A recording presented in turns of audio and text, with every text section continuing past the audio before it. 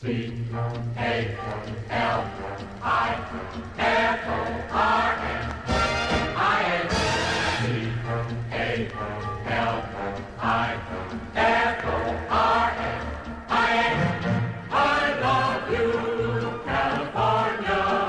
California goes, so goes the nation. As the cultural, economic, and political powerhouse that has dominated the United States of America, the Golden State has been a trendsetter in our rise to power from the industrial era to today. From out of the dirt to the digital age, from mountains of gold to screens of silver. At the moment California was connected at the hip with the continent by steel, it would set the tone for where America would be. For better or for worse. Now, this is just one of 4 major fires scorching Los Angeles. The Pacific Palisades fire has scorched over 5,000 acres. There's the Woodley fire that just started a few hours ago in Los Angeles. Down here since 5 o'clock, and all you see is this raining hellfire. That's where I live, and I have nothing but the shoes I have on, and thanks to this, I have nothing. It was just a chimney. Packs with duffel bags, with suitcases. They're trying to get out of town. My little house that I love. I poured everything into it. California has a lot of problems that sort of baffle the mind as far as why they do things. And then in the events like this, you sort of look, oh, is it on purpose? Which, it's an insane thing to think. Have you absolutely nothing to say to the citizens today?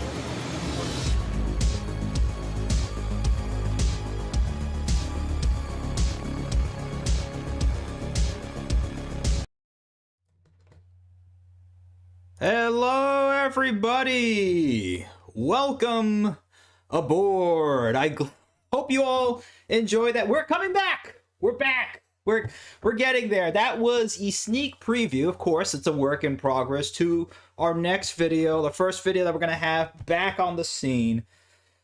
Why the LA fires, everything wrong with America's infrastructure. The title's still pending. I'll take your suggestions, and you're more than welcome to come to our Discord. Link is below if you don't have it. If you're not in it, get in it, because I'm pretty sure once we start getting this video out, people start getting the message. We're gonna start getting packed. I've been telling you guys, get on the Discord, because at some point it ain't gonna be free anymore. Hello, everybody. Welcome aboard. It is your host and conductor on this wild ride, Demetrius Villa. Welcome aboard. And finally, speaking of things that have finally come in, it only took since November, but this darn thing finally came in. Late as always. Oh, man. I hope you guys are doing well. Welcome aboard. Hello, Telmo Kuhn, Gustavo, Brian, Rock Rail Fan, Ricardo Noel, and we have a packed audience on board. We got David Mitchell, Darius, Minor Tree, ACB, Brightline Fan, Grand Chunk Line, and probably many more to come, guys. Well, welcome aboard. So I hope you guys enjoyed that little sneak preview. There's of course, there's more to go to. This again, everything here is a work in progress. Of course, it's not going to be the final thumbnail. This kind of AI, the AI slopper that we have over here. This I added. That's my own personal touch, and as well as the caution tape. And for some reason, AI doesn't know how to spell. There were 2 apostrophes over here, so you can tell I kind of had to fix over here, and it couldn't spell build, so I had to kind of heal this all. You know, it's all it can't replace technical skills. AI is never going to be able to replace that. You know, it's gonna, funny enough, it will replace coders. So learn to code. Oh well, I don't need to anymore. Thank you coders. I don't have to learn how to code anymore. But welcome aboard, everybody. Before we get started over here, and we will bring everybody on board. David Mitchell will be on board and everything. But guys, yeah, if you have any suggestions or anything you want to add onto there, there's a couple a lot of things that I want to add to there. But at least the general tone of the beginning. Is this a YouTube video? Of course, it's not perfect yet. But once it does, is that something that you would sit down and watch the whole way through? Just let me know in the chat below or in the Discord, wherever else. Again, this is a club.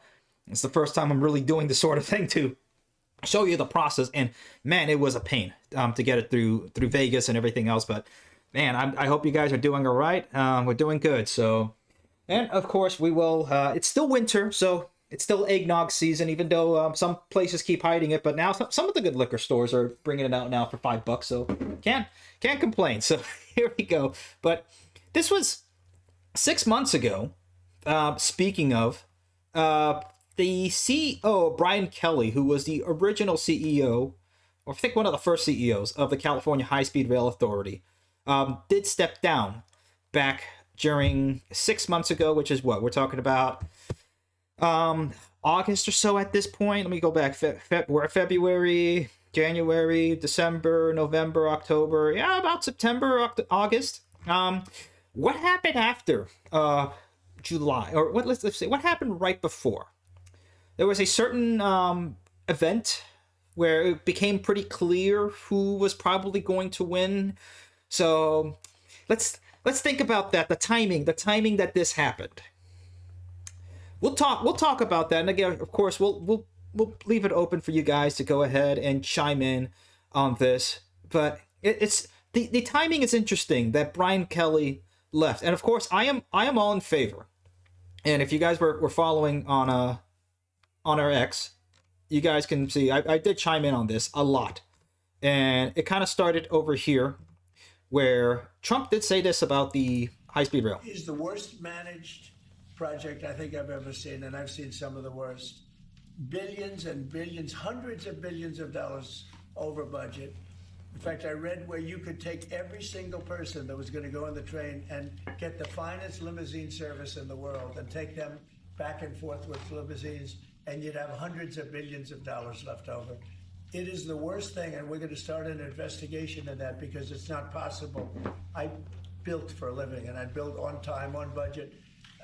It's impossible that something could cost that much. And now it's not even going to San Francisco, and it's not going to Los Angeles. They made it much shorter.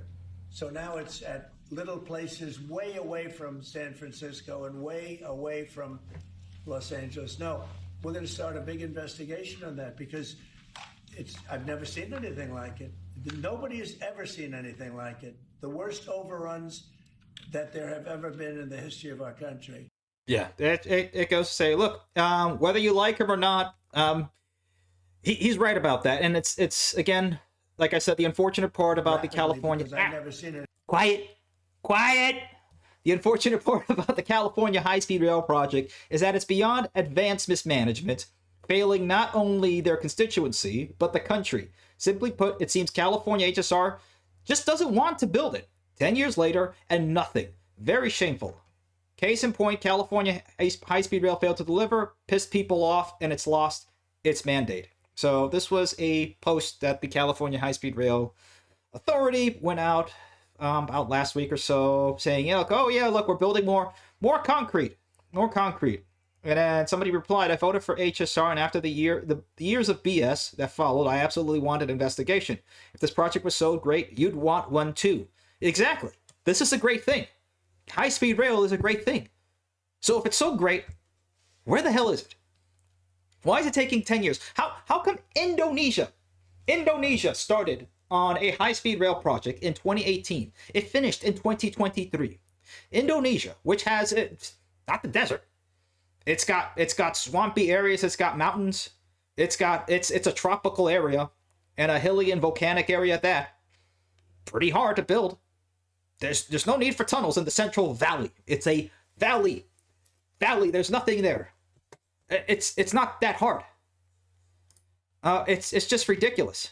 And the funny thing about this, I'm gonna say one thing from this article, and this is probably the most hilarious thing that I've heard, and this says so much about not just the California High-Speed Rail Authority, and not just California as a whole, but like I said, as California goes, so goes the nation.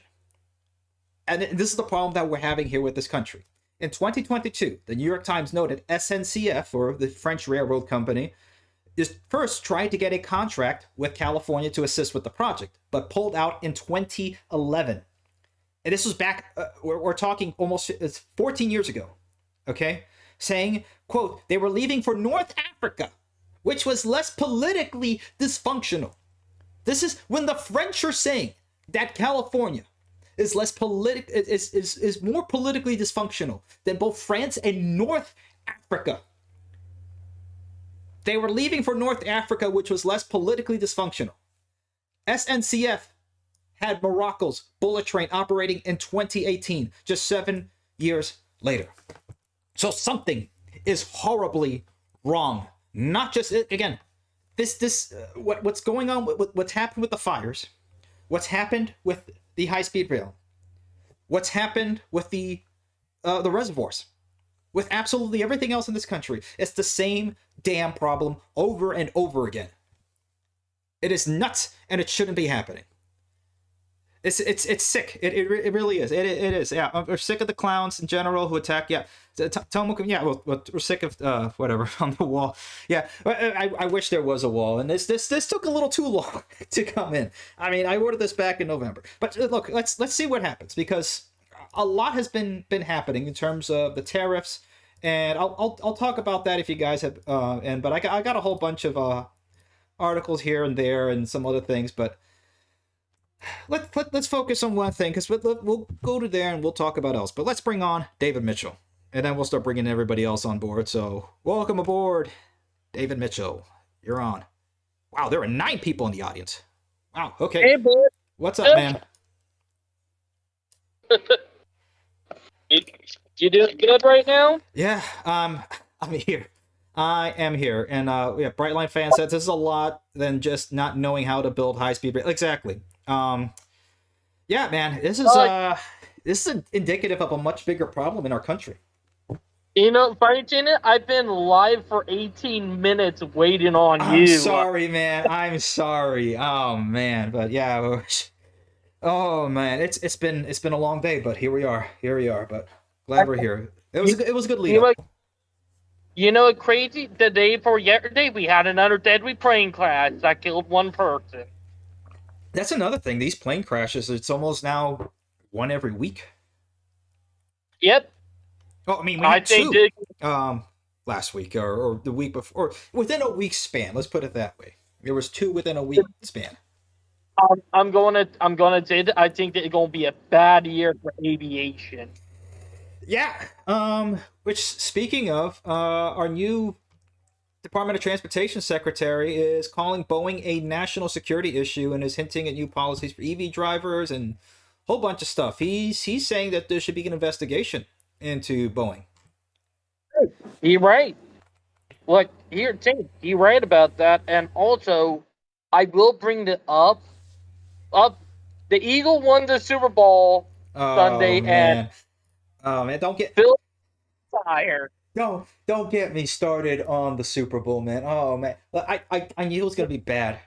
I didn't know it was gonna be this bad. First of all, the game sucked. It was terrible. One of the worst Super Bowl game and the worst Super Bowl I have ever seen in my entire life. I mean, everybody knows that Kansas City can't get by without the NFL. It's the NFL's darling. They cheat, and if you guys don't know, there's a book called The Fix Is In. I forget the author right now, but basically they use the referees to more or less push the game here.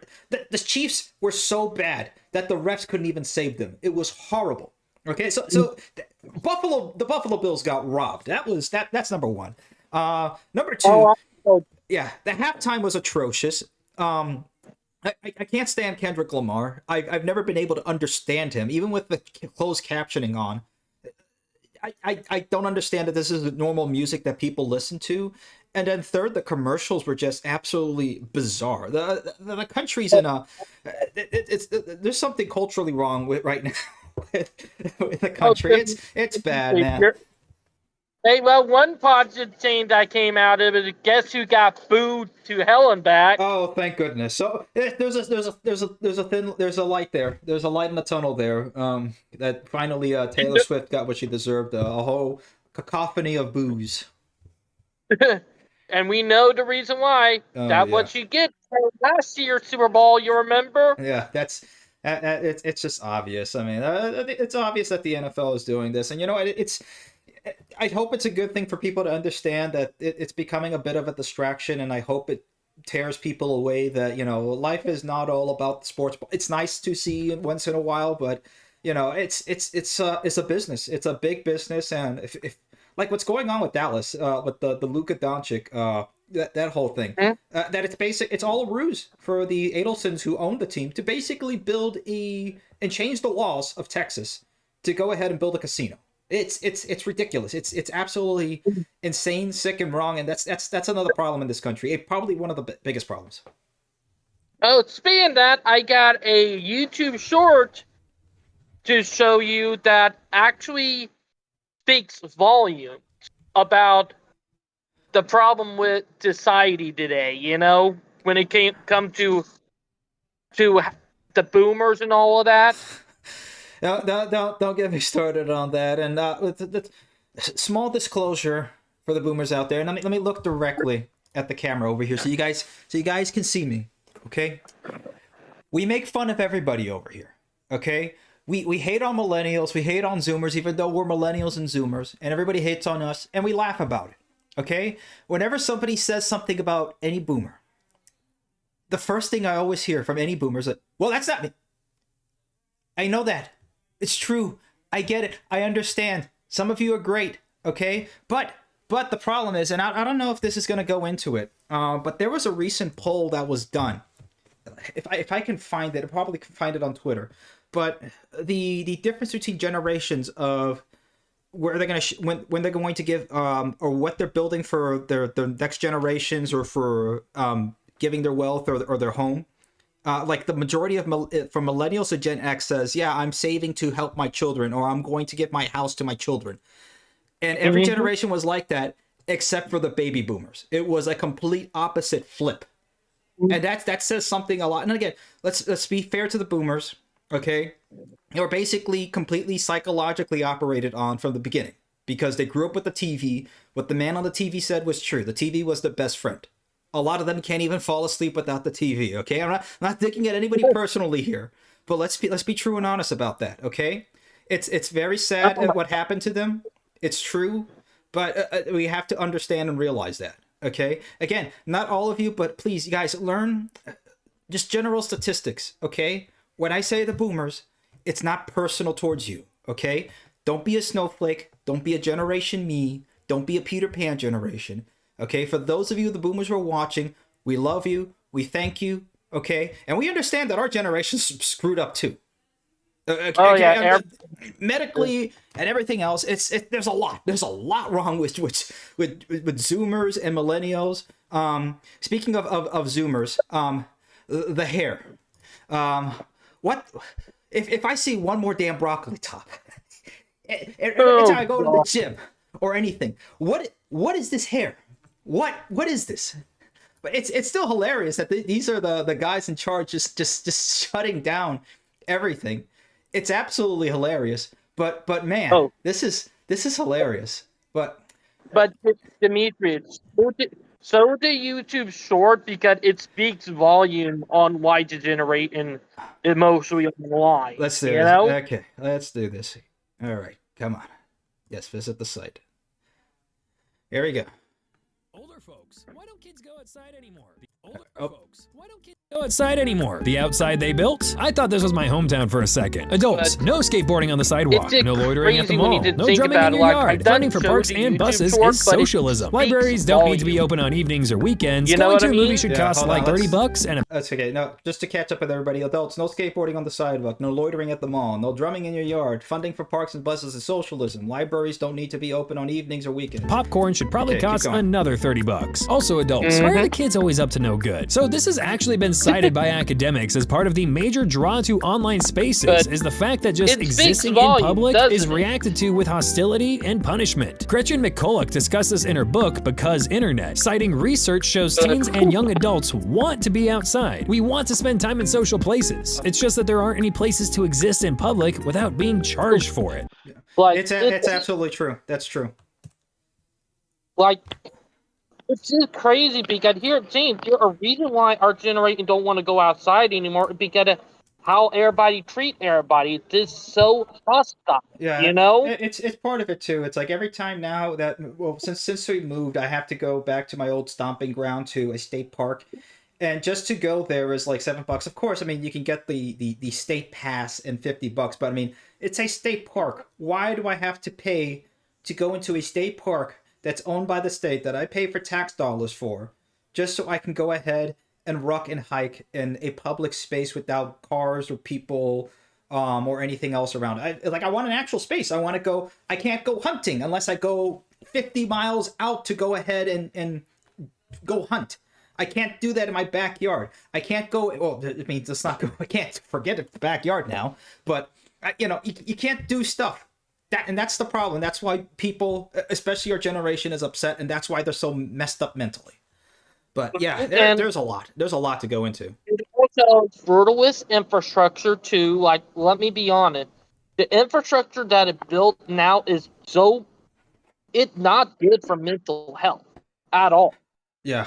No, I definitely agree with you. Okay, let's start bringing in some other people on here to chime in, because we got a good conversation here going on. All right, let's bring on. Oh, yeah. I'm gonna start bringing on 2 people at a time because we got a lot of people in the audience. Okay, Darius, come on in, and then I'll bring in Minor Tree in 15 seconds. What's up, man?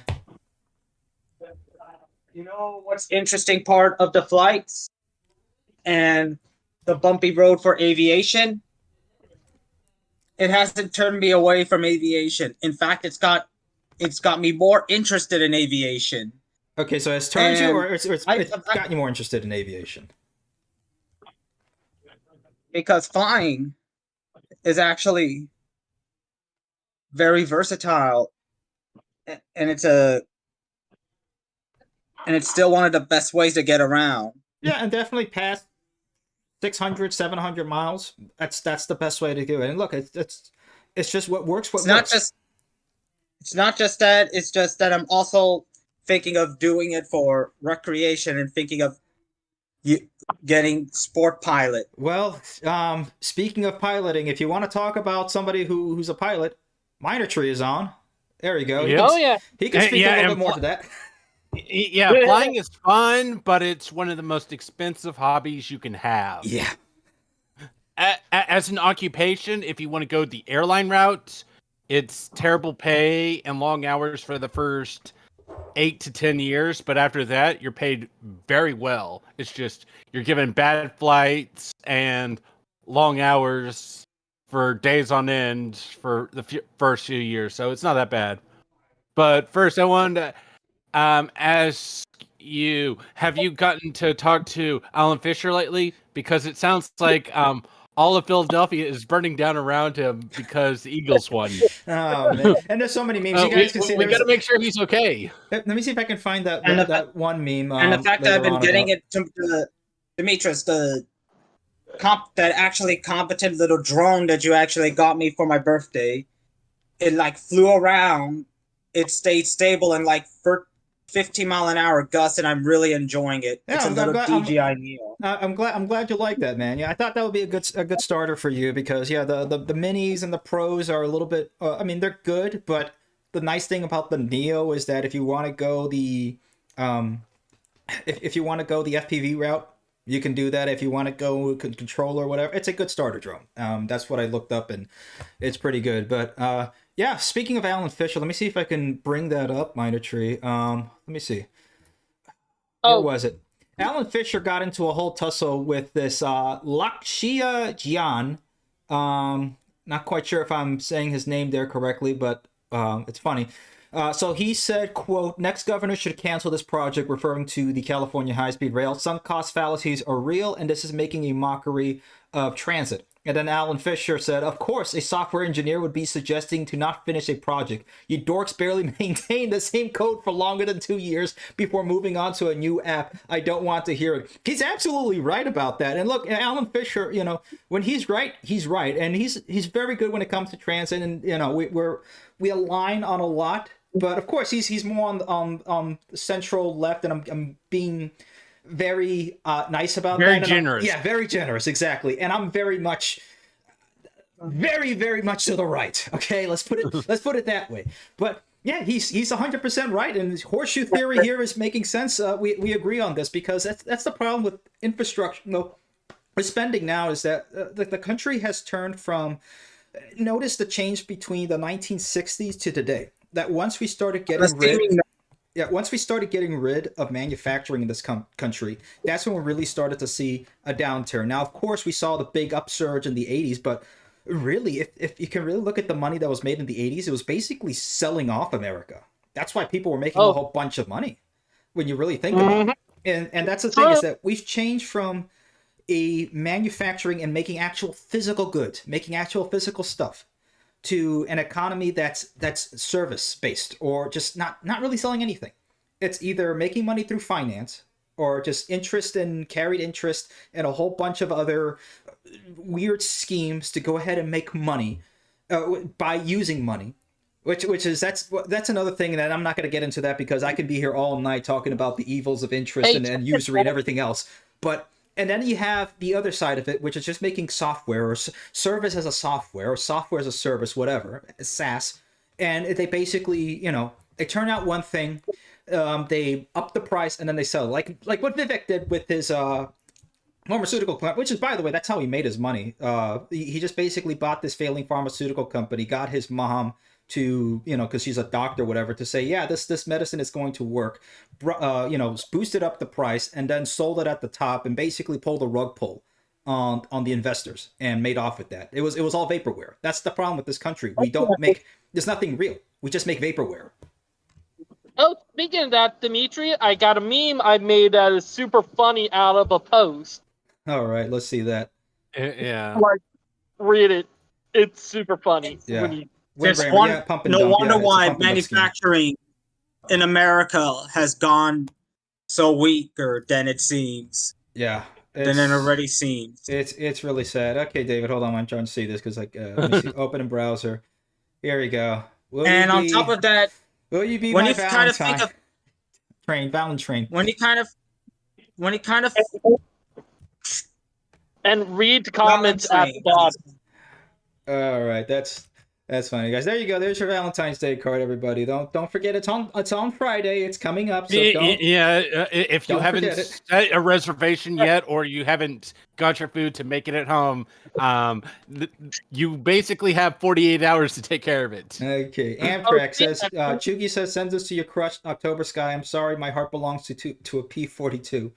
Amtrak, womp womp. Oh, get roasted by Amtrak.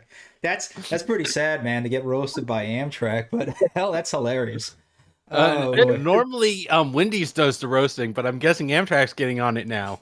Nice one, man. Nice one. I know.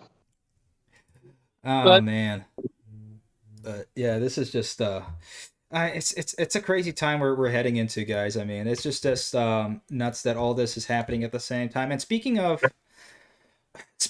manufacturing, the whole thing with the tariffs, because everybody keeps screaming about the tariffs, that it brings up the prices and this and that. Well, the last time that Trump did tariffs, and this was back in 2018 and 2019, this is according to Wall Street, which is very, very good. I read these guys almost every morning. No impact on inflation. It doubled receipts from customs duties and hit stocks. And really the main reason why that inflation didn't go up was mainly due to price pressures. Because the thing is, the importers pay the tariff, okay? Not the countries or anything like that. So it's not a tax on Canada or China or Mexico or anything like that. It's a tax on the companies that are bringing in the foreign materials over. And here's the thing. So, quote, it's hard for companies to raise prices and not lose sales. There's lots of competition in the U.S., including from domestic production. Companies, including retailers, raised their prices, but then lost sales and couldn't sell at those prices. And their inventories piled up because Americans hate higher prices. And then these companies had to roll back their price increases in order to salvage their revenues. And in doing so, the companies and their suppliers ate those tariffs, lock, stock, and barrel. That's the whole point of tariffs. And not only that, it pushes people to reshore back into America, because they know, okay, if this is going to be the thing for the next four years, and if the other party is basically, dead in the water at this point, we better start moving back over here. We better start taking, we have all the materials over here. I mean, America has so much natural resources and so much potential. Yeah, and a lot of their estimates on the inflation is based on Keynesian economics, and I can go on a 14-hour rant on that alone. I'll join you in that. Yeah, no, it's. I'm pretty sure there's like 20 people that would want to hear it. It's just none are watching the video or the live stream right now. Oh, I thought y'all laughed at the meme I just snuck in. You know, compare your platform. Yeah. Okay. Hold on. Let me see if I can. Yeah. Let me see if I can get that. Give me a second. But yeah, you guys, I'll put in the math over there. Where's the meme over here? Okay, let's open in browser. Here we go. It's Phineas and Ferb meme. Phineas and Ferb. Okay. I see Phineas and Ferb on BurgerFi TVs. Okay. Perry the Platypus. What an unexpected. Wait. You're trapped by societal convention. Look, we're in a fine dining environment. Everybody knows not to throw a scene in a fancy restaurant. That's right. You're trapped. Sit down. Technically, that's only partially true. Because remember, guys, you can just do things now.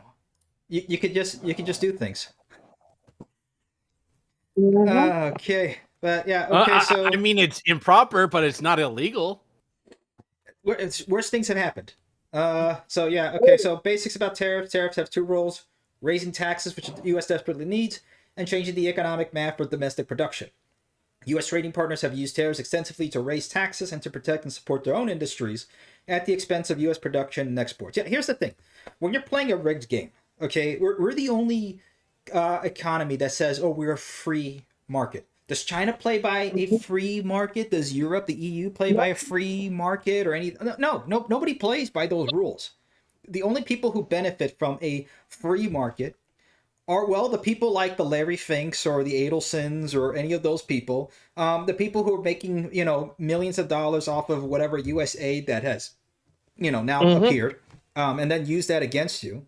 That's what's going on, because all the money from U.S. aid, and let me see if I can bring this up from Grok that I asked, because this was kind of funny. U.S. aid is no more.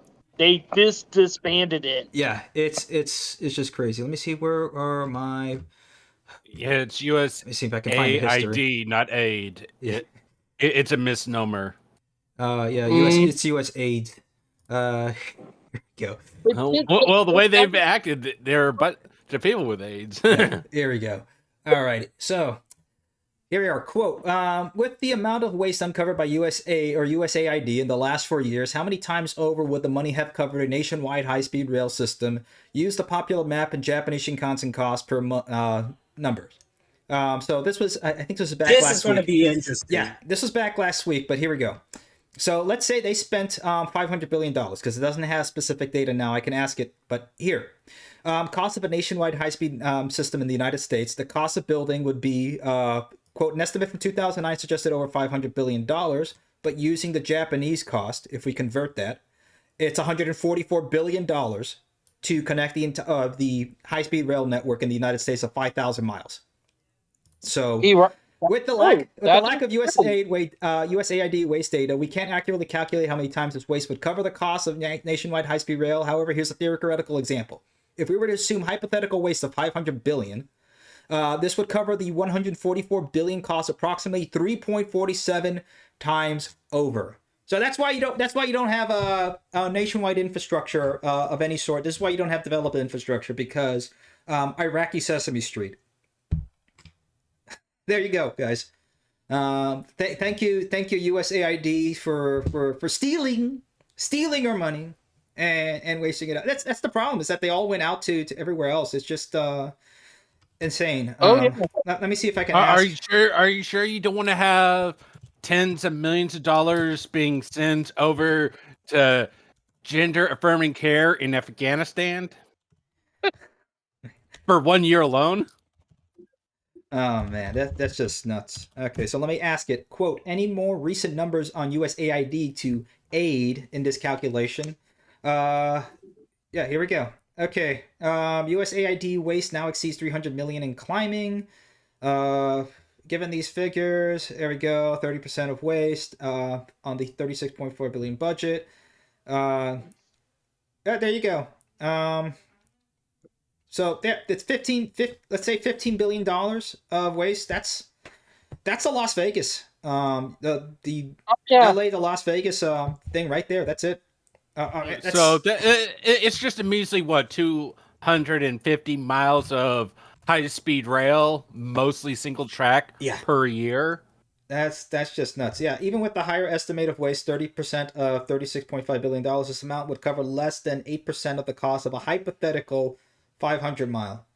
Let's say what routes could 8% cover? Let's see. Let's ask the computer. It's like Willy Wonka. But it's great. Also, I will bring it up at that we're right now dealing with trucking company trying to ban LMG on rail. Oh man. I mean, if you wanted LNG to be moved most efficiently, you would move it in a pipeline and then turn it to LNG near the end station. But that would be thinking with more than 70 IQ. Yeah. Okay, so here we go. This is the possible route. So no Northeast Corridor thanks to USAID. None of the California segments thanks to USAID. Midwest connection, Chicago to Milwaukee. This could be fully covered with no room to start on another segment. Expansion or enhancement of services like Chicago to St. Louis. Southeast Corridor, Atlanta to Charlotte, about 244 miles. This would cover a substantial portion of the route. Southwest, Las Vegas to Los Angeles. While not fully covering this distance, it could lay down a significant portion of the trip. Yeah, this is the problem when we start wasting. And this is the thing. It's not about the funding, because the funding is there. We can access the funding. It's that they just don't want to do it. It's as simple as that. And what's worse is I saw a video. I'd have to look it up like a week or two ago, where the number one airline flight in the United States is basically Atlanta down to Miami, and with Brightline building their route eventually up to Jacksonville, it's like, all right, you can't go from Atlanta to Jacksonville and meet Brightline halfway. Yeah, and then all of a sudden it's like, all right, upgrade it to 186 miles an hour, which is 300 kilometers an hour track segment and all that. Move freight railroads off of that line, and it's like, boom. The number one air route in the United States, which is moving like 3.3 million people per year, which was something like 20 flights each direction per day. Mm-hmm. You can basically move them on 4 or 5 trains per direction per day. Yeah. And still meet that demand, assuming no new demand was created. And again, a lot of that is probably international connections, but even then... And what's worse is you pulled up the numbers right there, and it shows that the waste and grift that was done by the USAID is enough to pay for it from just 1 year of waste. Yeah. Oh yeah. It's just so aggravating realizing it. Also, I do got some good news. Dimitri, you remember about a week ago when we would talk about up there in New Hampshire, Vermont, and Maine about them rebuilding an abandoned rail line that's been abandoned for almost 4 decades? Yeah. They are already starting construction by putting new ties and rail down. Nice. There we go. So yeah, just build it. One last thing before we add on 2 more people from the audience into here. Speaking of trucking, auto hauler Jack Cooper, which is that's a pretty big deal. I worked with them before. Shutting down. CEO letter to workers. Extraordinary sadness as almost a century-old company closes up after ruptures with Ford and GM. So very briefly, I'll go into it.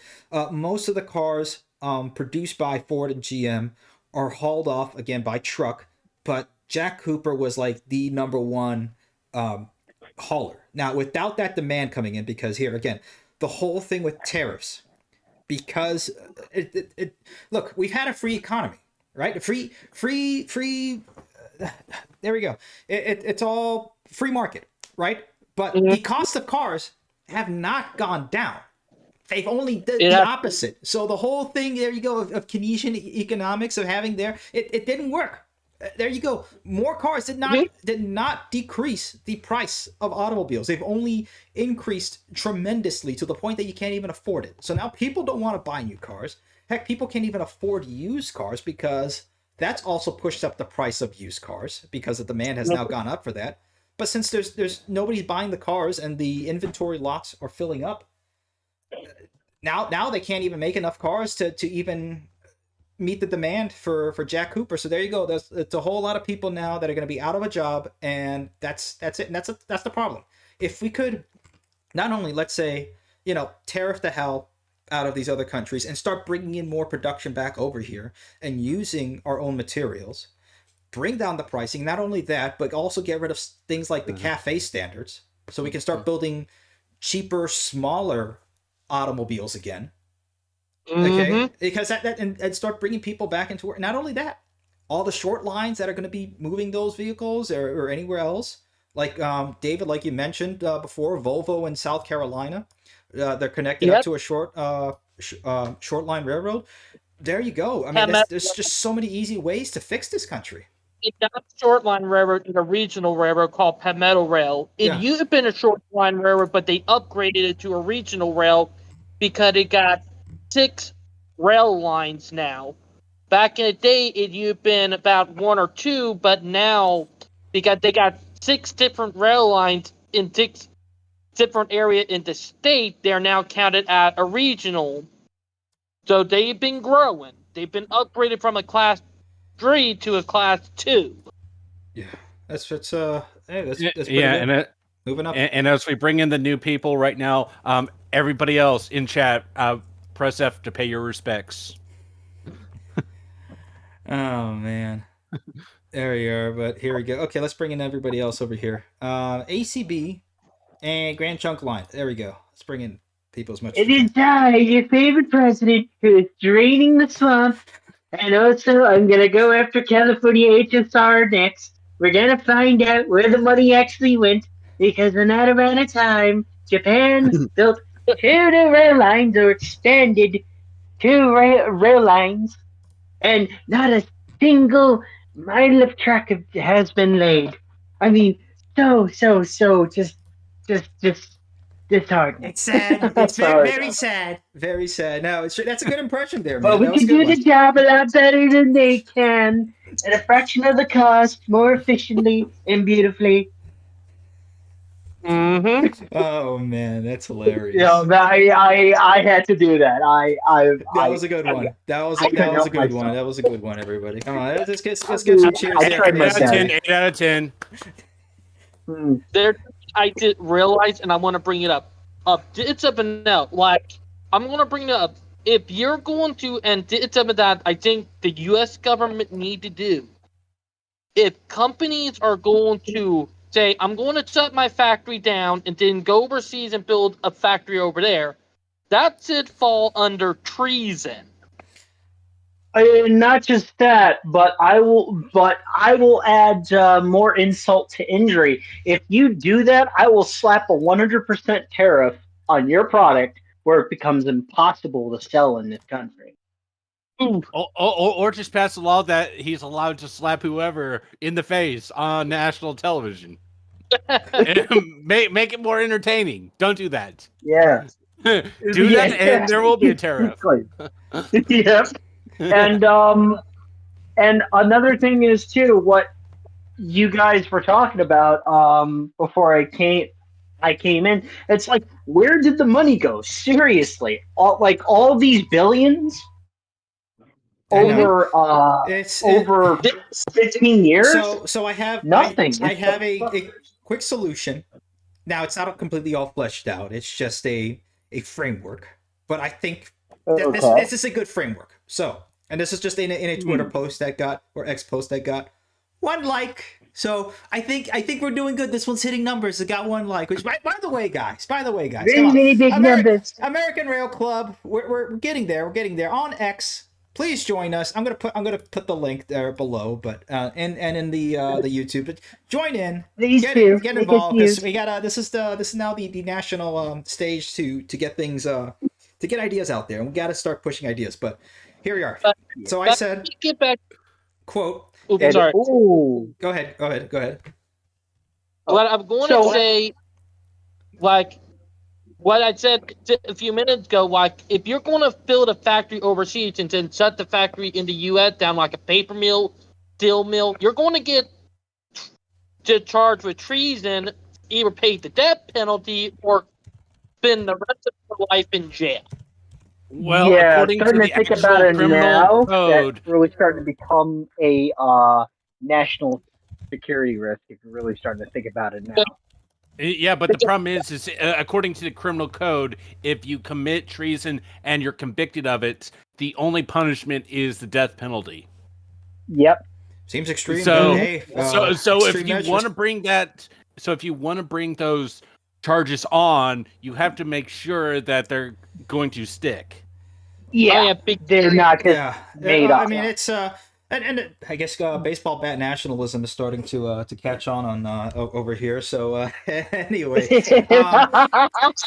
look, and here's the thing: is that really the biggest problem is that there's a lack of accountability and responsibility, right? And that's the biggest issue that we're seeing not only in California, because these guys can get away with a whole lot of stuff.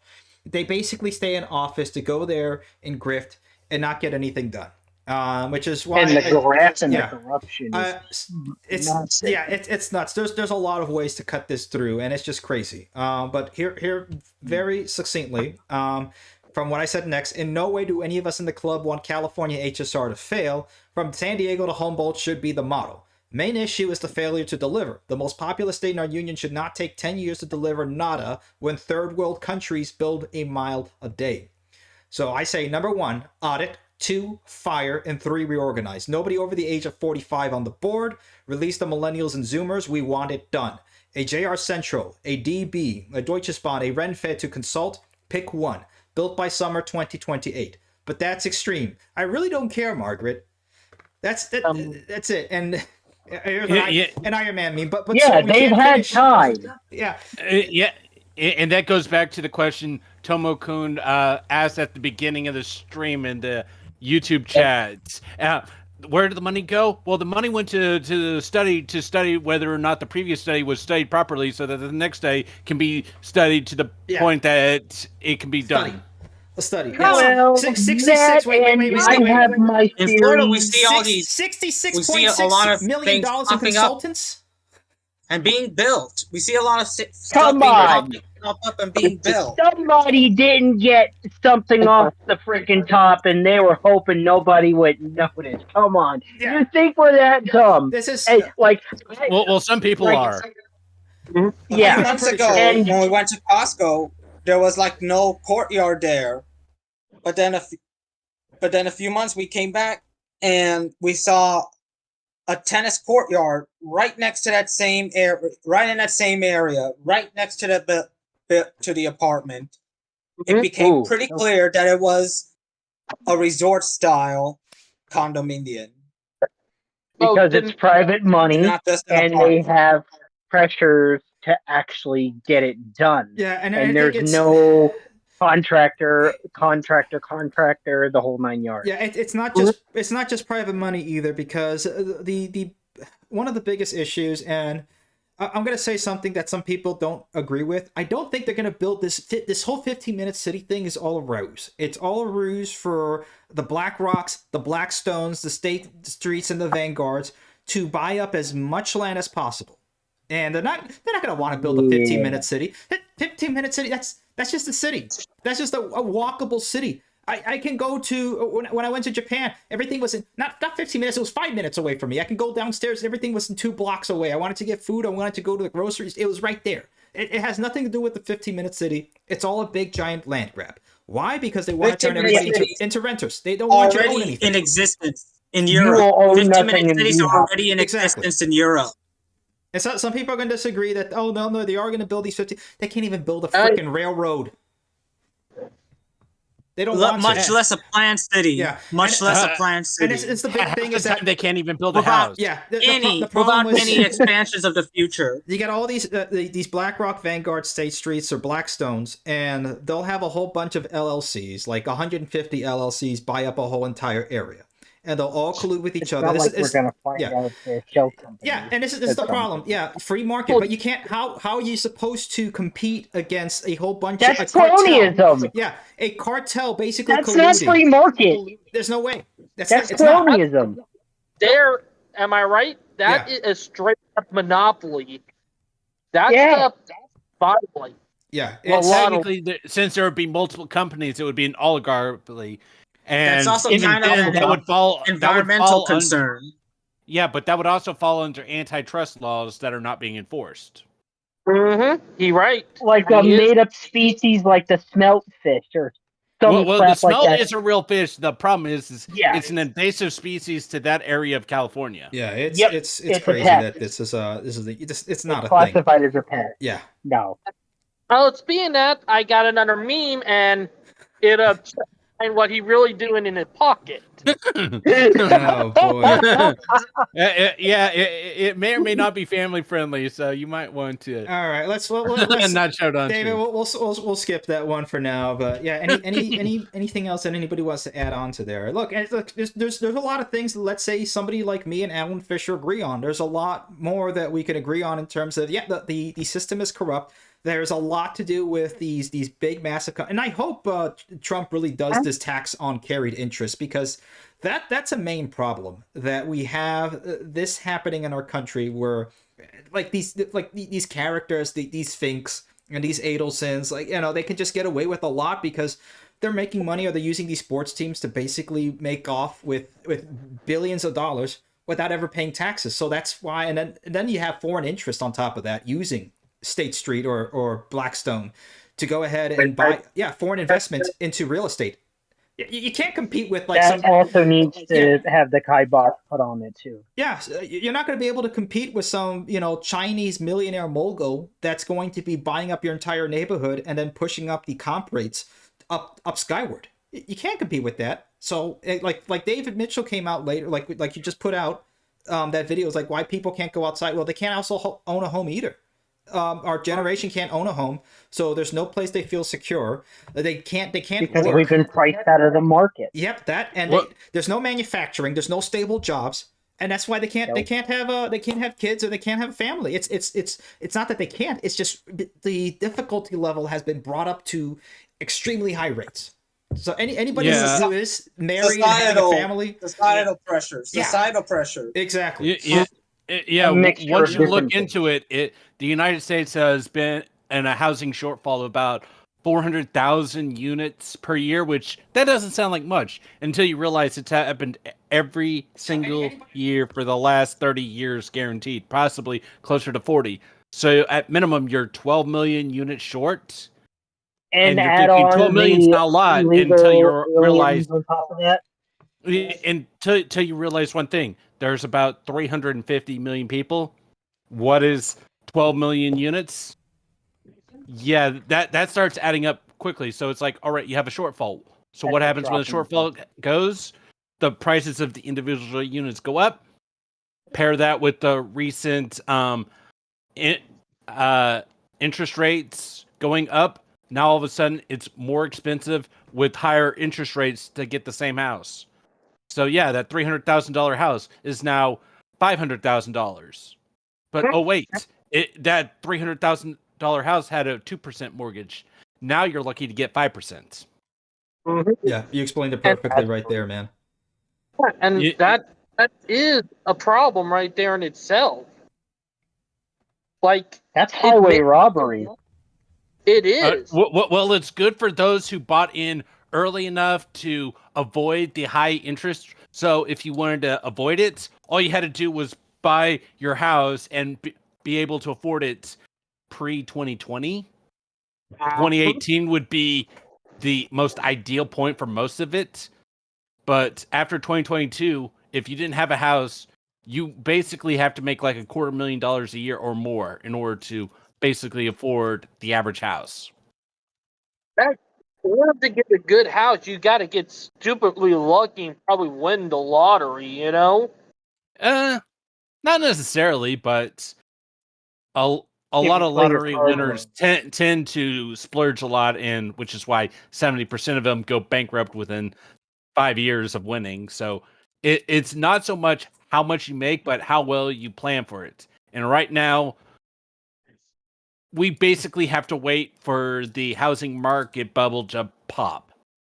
And unfortunately, if it does, it's going to make the 2007 to 2009 housing situation look quaint. Yeah, it's We're not probably out of the woods on that front yet. If I were to take a guess, bubble. if I were to take a guess, I would say 10% of the value of the house gone within the first month. Oh yeah. Oh my god. Well, think about it like this: your house is worth $100,000. Now, all of a sudden, due to rising in terms of demand and all that, now it's $130,000. But then it pops, and it's going to fall down to $80,000. So, are you going to write out that $50,000 worth of value, or are you going to sell at $125,000 and hope you can get out in time? Yeah. But if everybody does it, it's going to fall even faster.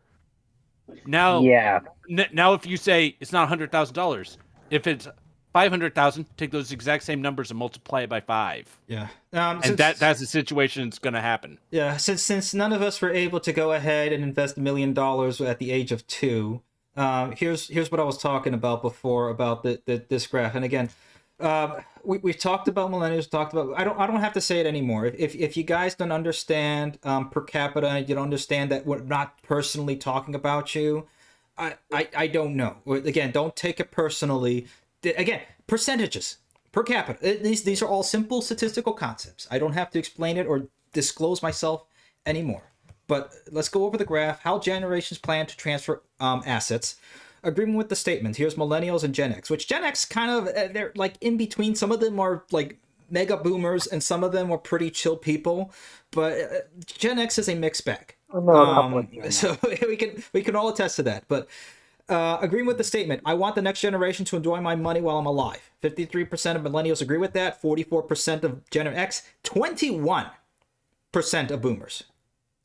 That means that the majority of them, we're talking about 69% here, don't want the next generation to enjoy their money.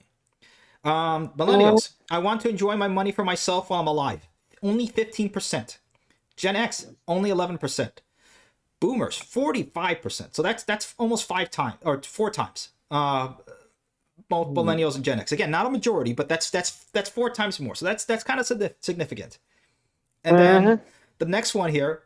I plan to distribute some wealth during my lifetime. 97% of millennials, 97% of Gen X, 56% of baby boomers. That's a very big generational divide, and this is why I keep saying where are my it's sad, you know. It serves as a lesson, and again. And I don't know why do I have to keep repeating myself. You guys know you are all some of you are old enough to know this, okay? No. Not all of you, but this is a problem. Just look for it for yourselves, okay? Now, I guess yes, source Charles Schwab and Bloomberg, but I mean, this is also evident anecdotally. There's a lot that we can say that corroborates with what we're seeing here. But I digress. Let's any last or before I bring in anybody else into the audience, let's bring in anybody with a hand up. Like, just to be very I've been trying to say clear. all this time about the manufacturing, and now we're trying to struggle to get back to all that manufacturing right away. But all these tariffs, in the end, is kind of the same thing of what the Green New Deal has impact on production and society. Yeah, or what it tried to do, and that's the problem is that the rush. Yeah. The rush. More like the Green New scam. We're already used to having a lot of stuff and accustomed to having lots of stuff built overseas. And all of a sudden, now we're going to expect to start becoming a manufacturing powerhouse like we did in the 60s in just a few years. Well, building up the factories takes 3 to 5 years, which is not that long. And then we'd be building them in such a way that it would have the best engineering processes, the most modern safety features and all that stuff. So on that alone, you would basically see production skyrocket. On top of it would be made a lot cleaner using electricity, which is local and a lot cleaner, and you don't have to send the raw resources overseas on very polluting ships. So I don't know why the Greens would be against it, because you're lowering the carbon footprint just to build the sorry thing that they're going to be using in order to build it all domestically. I don't know where domestically are we going to build laptops or game consoles or computer chips or all of that besides Silicon Valley. Well, Silicon Valley is mostly on the computer design side of things. The manufacturing side, a lot of the chipsets is made in Taiwan and some in the Netherlands and some in the United States, but really the high-end chips is mainly Taiwan. Yeah. Well, we're trying to build out the factories to build them in, I believe, outside of Phoenix, Arizona, but that won't come online for another year or so. Yeah, there was a push for that, I would say, earlier in the 2010s, and then it just kind of fizzled out. And I kind of have an artifact to that. So this was the first Motorola came back after they died with the Razr and all like that. It was bought by Google, and they had the Moto X, and this was a big deal because it says back here, if I can get this in the light over here for some reason. Here we are. Designed and assembled in the USA, and it was actually assembled in Texas. So, I mean, there's a few things that people have that I have that are assembled in the United States. Some Second Amendment paraphernalia and some other stuff like that. But I mean, apart from that, I mean, there's really not too much else that's really made in the USA, and that's the thing, is if we can bring that back, because the problem with software is that it eventually becomes vaporware, and it just becomes this vehicle to go ahead and do rug pulls and make more money and go on from the next investor to the next investor to the next investor. Normal people can't win that. And what you mean making the app so people can see where the poop is flowing in the San Francisco streets is not important? Sweating your infrastructure out to death just to squeeze a few extra million out of it, like what formerly Railtrail did. My wife that works well. I'm being sarcastic. Yeah, but that's the thing. If we can touch things that we make, it brings back purpose. It brings back, of course, bringing jobs over here. But it's also, again, like to Minor Tree's point, the supply chain is very, very fragile in our country. I mean, look what's going to think is going to happen now that the biggest auto hauler is shutting down. That's just going to bring the prices up, the spot prices for every other shipper or contractor out. I'm sorry, not for everybody, because now the biggest player is gone. So I mean, that's the thing. Our supply chain is very, very fragile. We all saw that during the coup. And we have to build that back up.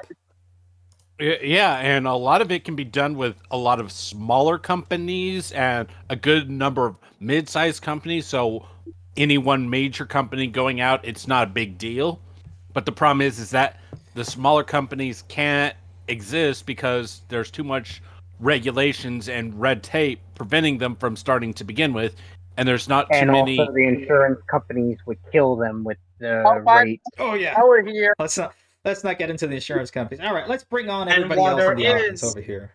And there is as far as maritime trade goes, everybody's talking at once. All right, go ahead, Darius. Go ahead, Darius. As far as the maritime front goes, as far as trade goes, the reason why many ship companies use flags of conveniences, and I don't blame them on that reason, is because of all this red tape here. Like Maersk, for example, it might be Dutch, but there's an American. But even some American lines have to register their ships in either the Bahamas or Liberia, the Virgin Islands. Panama's a fun choice. Yeah, now and that some of we're these taking flags back the of canal. conveniences are known for being fishy, are known and spoken out for being fishy and killers. Yeah. All right. Yeah, Adam like Everywhere. fishy activity. Adam Everywhere has some news, everybody. Wait, I'm not done. Not done yet. All right, go ahead. As far as the ultra-nationalistic side, the regulations is where the regulations are riding. However, if the red tape, like it say, all the exits need to be there, and all this extra little detail analyzing of where the exit should be, and life jackets and all of that. If you start taking these regulations down like you have like in the Bahamas or the Marshall Islands, then you wouldn't be having so many companies registering their ships overseas. Yeah, that's definitely a fair point. American-based shipping. No, and some of these countries does not have extradition laws, so it's really hard for lawsuits to stick if it's not a hi flag. everyone. All right. Hey. Okay, let's first, Adam Everywhere, and then Rennell Reed, and then Brightline Fan. All right, Adam, you said you had some news. Yes. Basically, I found some information about what has been happening to our rail stations and the car industry that is going on right now. Basically, a lot of markups. Oh man. The dealerships, they don't help either. No. The Port of Northbridge, here we go.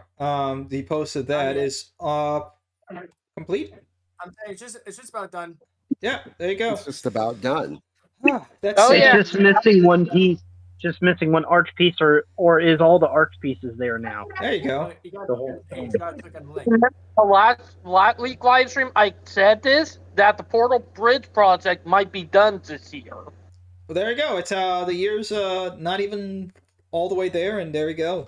It's there. The new Portal Bridge project, known as the Portal Bridge Capacity Enhancement Project, is a key bridge replacement near Secaucus, New Jersey. The infrastructure initiative will enhance one of the United States' busiest passenger rail corridors that link New Jersey and New York. Yeah, so there you go. They finally got that fixed there. So that's one part of the entire Gateway project there. But there you go. Look, we can build stuff. It's just a matter of prioritizing it. Go ahead. Yeah, even though it's New Jersey. Yeah, forget about it. I live up here. Oh man. Okay, we have a sinkhole to contend with on I-80. Yeah. Okay, let's let Rennell speak. Hi everyone. Hello. How's it going, man? Pretty good. What following what Trump said about California's rail project, high-speed rail, could it possibly be like if he had a say in it, it'd be California high-speed limo service? I think he was making a joke to that I know there was an article a couple years ago that said that because he said yeah, like with the amount of money they've spent, it's limousines. basically cheaper to do the limo service than the high-speed rail that they've already done. Yeah, that's what he's saying. And there was some truth to that, which makes it even worse. Yeah, he's not lying. They could have used I-5 for a good chunk of the right-of-way, like what Brightline West is doing, instead of this Central Valley business. I could see how that would go. Would have been a lot cheaper.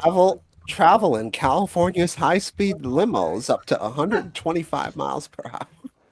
That sounds very entertaining. Yeah, it's like the Autobahn.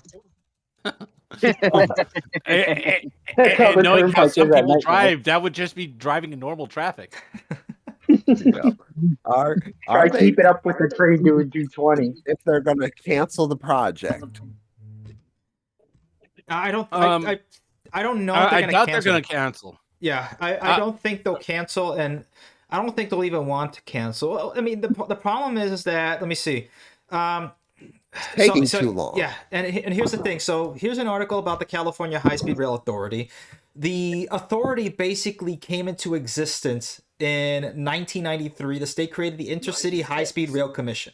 So this has been around as long as I've been around, basically. Mm-hmm. So for 30 years. Yeah, more than year 30 before years. I was born. You haven't been able to figure out what the hell you're mapping or doing any of that. Okay, Governor Arnold Schwarzenegger championed the ballot measure Proposition 1A, which authorized $9 billion in funds to begin the planning and construction of the high-speed rail. Okay, and that went through 50% of the vote, so most of everybody voted for it.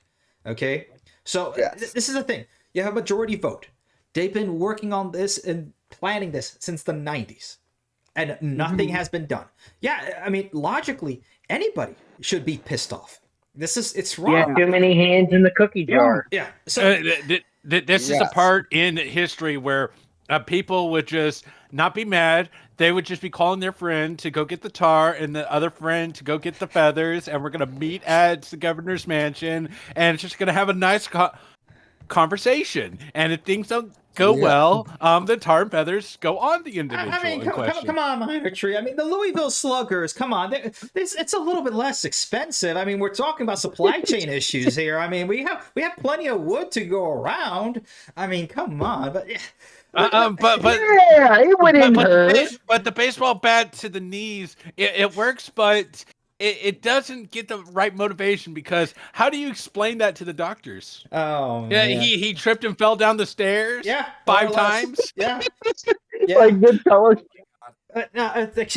Like being honest and serious about this. I mean, the other part on it, Trump knows, and he's a Florida resident.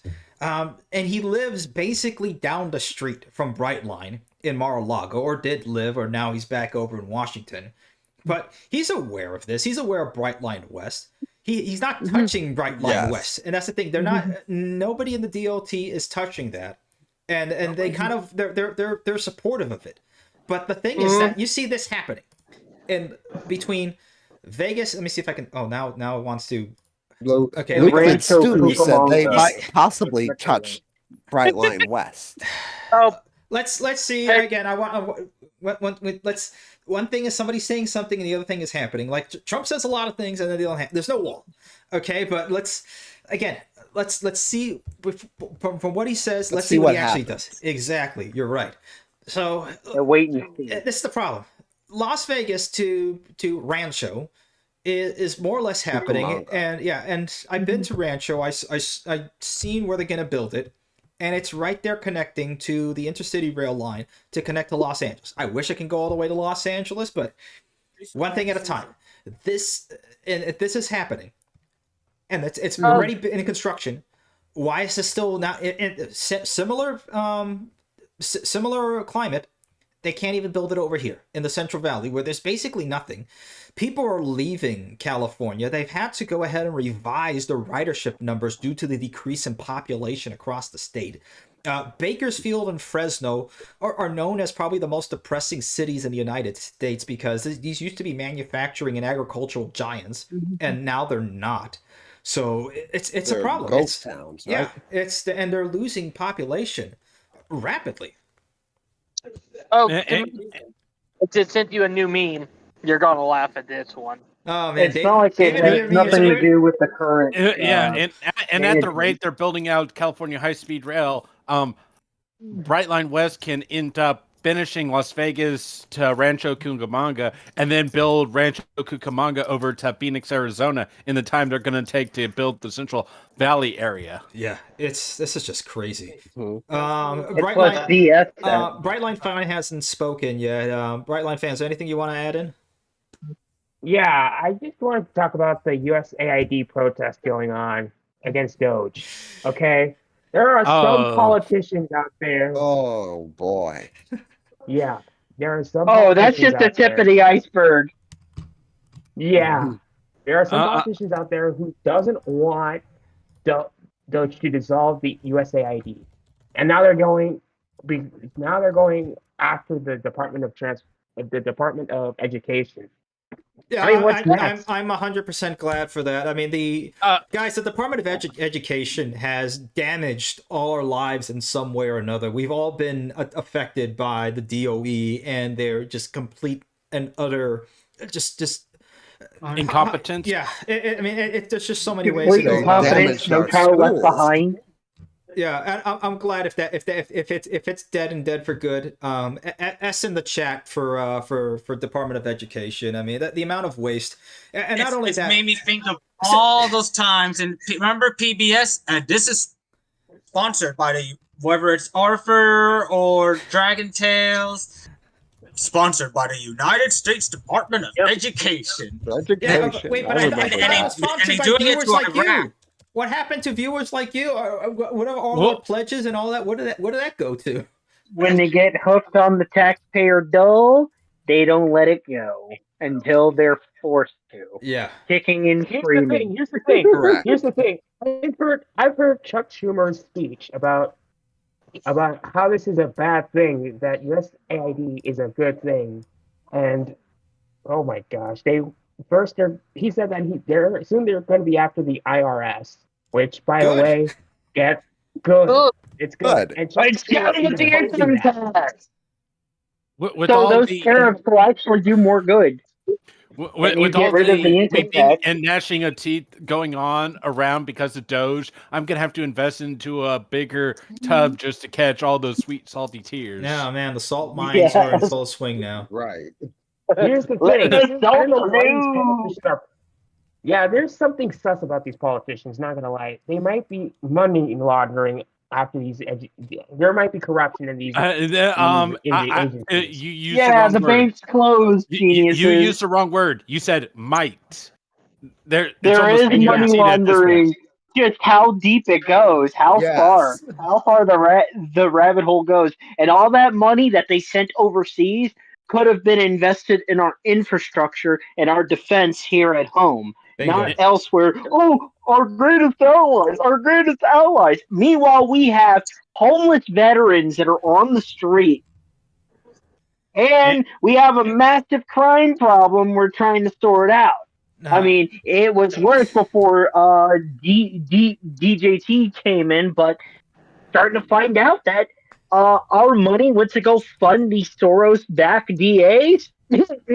Like, that is seriously warranted for serious criminal investigations, and certain SOBs need to be brought to the mat and seriously dealt with. Yeah, no, it's horrible. A lot of people need to be put in jail. Bingo. But every single libertarian's been asked years, if not decades, by now. So it's like, audit the Fed. Let's go all the way. Audit the Fed and then abolish the Fed. You know what? Sometimes you do need a state to get involved to get rid of the state. It's like, look, and that's the thing. It's like, especially once I got out of my libertarian phase, it's like you just kind of have to understand that, in a sense, might is right. But you need to have, it doesn't have to be a big government. It just has to be a strong government, because it can be big, lumbering, and just cumbersome for everybody else. And it's just fat. It's just taking away things. But we want a small but strong government. I want a Mike Tyson government. Something that can take on bigger things. That it's scary. You don't want to deal with a small, strong government, and that's what right now. What it seems like the Trump administration is doing. Again, let's see what happens, because hindsight is going to be 2020. We know his first administration was a flop. It was not good. A fail. Yeah, a failure. But he learned his lessons from his first time. Yeah, so far I've never seen a politician period move this quickly. Yeah, in their first 2 to 3 weeks. I think that's what's giving everybody. Yeah, now they're seeing what an effective government that can actually do things looks like, because people aren't used to it in this country, where we haven't seen anything like this since before FDR. We haven't seen anything like it. All right. Oh yeah, but the graft and the corruption is going to go over so many people's heads. It's going to make their heads spin, because USAID. I think not just me, but I think Tomo-kun said the same thing. This is just the tip of the iceberg. Yeah, this is just like we knew that it was bad. We didn't know how much it was going to be. We're just starting to uncover it. All righty, Star Force 97. Excuse me, I just want to talk about something. Go ahead. Speaking of USAID, I remember in the Dominican Republic, just about like 7 years ago, there was this greenhouse that was funded by them. I saw this. I saw this greenhouse. I just passed by the greenhouse. Hey, And dude, it was funded by take the them. money. Take the money. That's all we can do, right? Yeah. And it's in the Dominican Republic, so you might not know how much money that. I'm glad, Brightline fan, that you're enjoying that on behalf of all of us here at the Oh, American Rail Club. That you're enjoying the greenhouse that we paid for. Oh man, yeah, no, it's just that's just nuts. You know, and it's not just like, you know, that's just, again, a couple million there, a couple million here and there. It's the whole system that comes to it. It's like, okay, like some of these things don't even cost whatever millions or billions of dollars they used. The point is that it was a piggy bank to just base, like, political, or all these networks who, funny enough, were all pushing the Hyperloop or anything not high-speed rail for the last several years. They were all colluding on basically a lot of this stuff. Okay, not just talking about, you know, not high-speed rail, or talking about, you know, red herrings like the Hyperloop, but a whole lot of other stuff politically. So it just basically goes to show you that a lot of this, All the grift and grab. yeah, all this left-wing thinking can't exist outside of you know, their own little spaces. The minute that the money goes away, it crumbles. It just completely shatters. It an echo chamber of what it is. Yeah. You know, listen. You could be left wing, but at least you need to have some accountability on the government. Yeah. I mean, no matter where you are. At the political spectrum. Yeah, we need to have a foundational basis before we can have any sort of debates and anything like that. We need to have a foundational basis of what comes first. If our country and our nation comes first, if we can all agree on that, and some other foundational stuff, then yeah, you can't have a debate until we agree on first principles first. And that's why, like, I don't even go on Facebook anymore, and I stopped after 2016 because you can't debate these people. It's a waste of time. It's a waste of just brain power. You're not going to change their mind. Doesn't matter how many, even if you give them political sources, from Politico or their own Reuters, they're just going to ignore you. Exactly. So it's not even worth debating them. All right, Star Force. And they go run to places like Blue Sky. For pushing you out of the way, man. What's up? No, that's totally fine. So the 15 minute city thing is really nothing new, because we've not only is it implemented in a lot of places such as Europe, several different European cities and towns, but the thing is, we had the 15-minute city in the past. We had walkable cities. Like I mean, I would imagine, like, it didn't take, like, because you have all that walking and transit back then, a 15-minute city was definitely more so the norm. I mean, obviously, basically before the automobile, that's basically what it is, and they're just trying to reinvent the wheel. But once you look into it, is that they've gone from, hey, this new automobile thing, let's build the whole city around it, and now they're doing the exact same swing, just in the complete opposite direction. And if we're not smart about it, we're just going to swing back and forth on this every single century. Depending where you are, it's very car-centric. And they're trying to do it with electric cars, well, especially self-driving cars nowadays, where they have, because I've seen, like, some renditions when I watched that one Not Just Bikes video on self-driving cars, how there's this whole city where, like, it looks like it's sped up, but, like, they want that to be, like, the future where cars are just are smart enough to actually navigate traffic much more effectively, which is obviously, you know, like, that's not counting all the malfunctioning issues that could happen and everything in those lines. So obviously, if you want to build a proper city, you have to balance all modes of transportation. That's something that the U.S. has been balance for a while. In this time of year. Oh, you must be new here. We don't do balance. We go from one extreme to the other and call people who are not in our extreme extremist. or fascist or some kind of ism, and there's no room for debate or try to find common ground. Because once they start spewing that out, all bets are off. And you can also you can also leave it up to the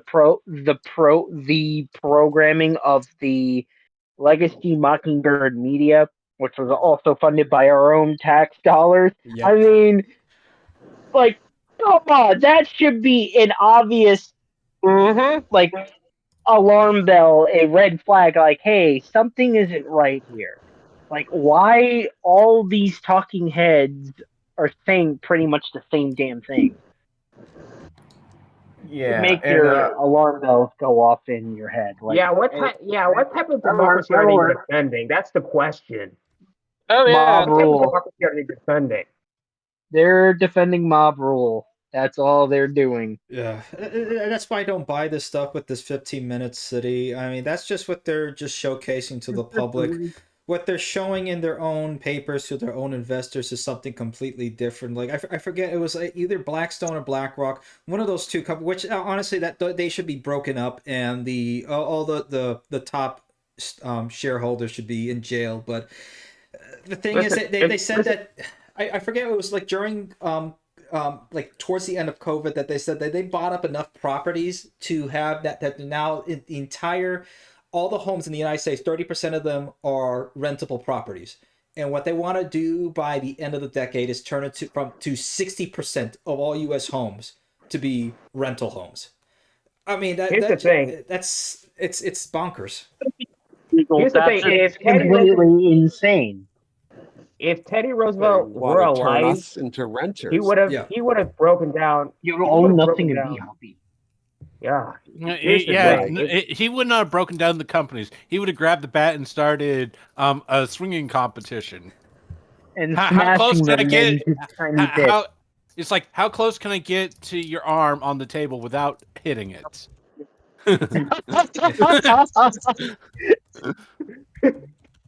Probably wind up with some broken bones at that point. It's like, oh, was that your wrist? Oh, I'm sorry. You won't do was that again, your right? forearm?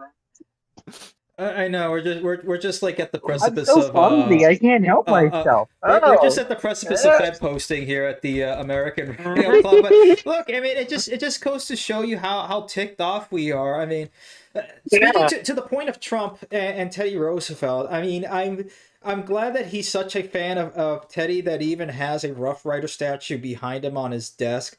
I mean, just using like an older president like that as an avatar, or how avid he is of Thomas Jefferson or Andrew Jackson particularly. I mean, those are presidents that you can take and, like, making them as those avatars that you're, just taking and mirroring their perspective and how they would address the situation today. Because despite Teddy Roosevelt and Andrew Jackson, probably they maybe agree on maybe 60 to 70% of politics. Apart from that, they diverge on a lot, but they can agree on a lot of things. A lot of first principles, like America comes first, defending the American family, defending the American citizen, and making sure that they have what they need to at least have a comfortable life, the bare necessities. Why can't everybody work together like that? I mean, it's partisan politics, boys. Partisan politics. Yeah. It's gonna take a really serious crisis for that.